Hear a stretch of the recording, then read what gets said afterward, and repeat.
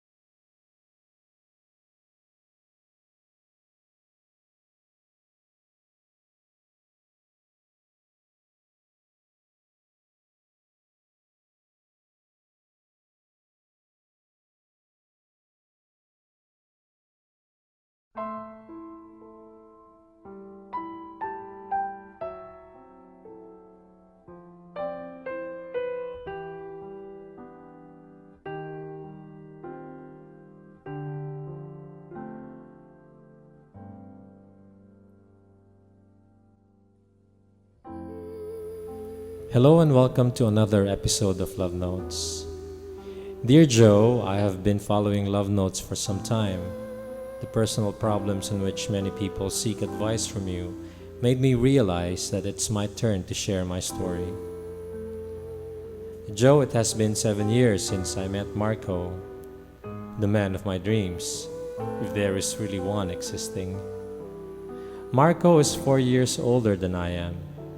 I met him when I was a senior in high school and he was in college already. He didn't take advantage of my being innocent and naive. Marco was a fine, good-looking guy, sweet, a true gentleman, and I couldn't ask for anything more. Joe, he was the guy who respected me, loved me, and took care of me.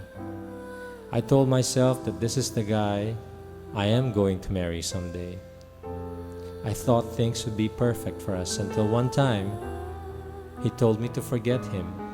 I was shocked, totally shocked. I asked myself all sorts of questions. Did I say something wrong? Or did something that hurt him? Was I a bad girlfriend? The last thing I wanted and expected to hear was his confession. Marla, his ex-girlfriend, was 2 months pregnant. Joe, my dreams were shattered and tears flowed endlessly. I never expected how such a truth could hurt so bad. I almost lost my world. I was scared to face anyone for fear that people might hurt me again. And at the end of it all, Marco proved to everyone that he was a responsible man. He married Marla and took the responsibility of being a father to their child. Meanwhile, I graduated from my studies, moved on, and went to the US. Now it's been like 5 years already, and I'm back in town. A lot of things have changed. Looked for a job and started going out and meeting people, until one fine man caught my attention. Joe, I saw Marco once again along a busy street in Makati. He was totally speechless when he saw me, and so was I. It seemed only yesterday when we parted ways. He invited me for coffee and I was excited to be with him again. Something inside me felt it was right to spend a coffee break with him. I glimpsed at the wedding ring on his finger, and it melted my heart and reminded me that this man was already married. All he said was sorry. I looked straight in his eyes as if wanting to scream and tell him how much he hurt me. But Joe, his teary eyes melted my heart instantly. And this time I wanted to kiss and hug him tightly. I asked him how he was, and he told me that he was doing fine. He still has just one kid, Joe, and doesn't plan to ever have another one. I was surprised when he told me the name of his daughter. We had the same name. It really touched my heart, and I ended up crying. All these years, Joe, I thought I was able to move on, but I was wrong. It was still the same me, the emotionally weak person staring at Marco. He told me he still loved me, Joe. I wanted to get mad because I never dreamed of becoming a mistress. Yes, I can probably take him away from his wife, but I could never accept taking him away from his daughter. Now I'm so confused. I know what is the right thing to do, but I'm having a hard time ignoring him. Joe, I still love Marco. I really do. Please help me. Sincerely yours, Kathy. Late last night, I was going through some old things when I saw a picture of you, my best friend. It reminded me of days when you were mine.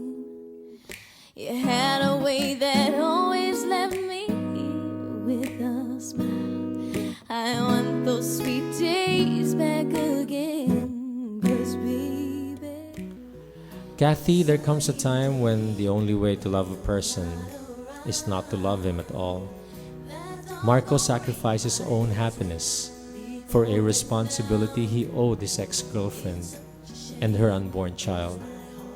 His commitment to his responsibility outweighed his commitment to your relationship. But as many would say, true love will always have a way of working its way back, no matter how long it has gone or how far it has been. Marco said he still loves you. It is easy to blame him for leaving you, but he had reasons, and his reasons were noble. He had to sacrifice his own happiness for a child who is going to bear his name. That meant making a decision, and when he walked down the aisle with the mother of his child, it also meant that he would not look back anymore. Kathy, when your paths crossed again, he caught a glimpse of you. He turned and saw what he missed. But marriage doesn't have any room for a second love. You have a room in his heart, but not in his life now. That is the sad fact. And no matter how much love there is left in your hearts, you will still have to be bound by reason and principle. As you said, you can never take him away from his daughter. Kathy, not all fairy tales have happy endings. You have moved on, and this brief interlude with the lost love should not keep you from going. Marco has his own life and family now. You could have a home in his heart forever, but you should keep yourself from breaking into his real home. He belongs to someone else now, and you should too. No matter how long we have waited and failed, there will always be someone out there who will love us the way we want to be loved. There's always someone out there who we can share our joys with. There is someone out there who will always be meant for us. All we have to do is believe that there is and give ourselves the chance to find it.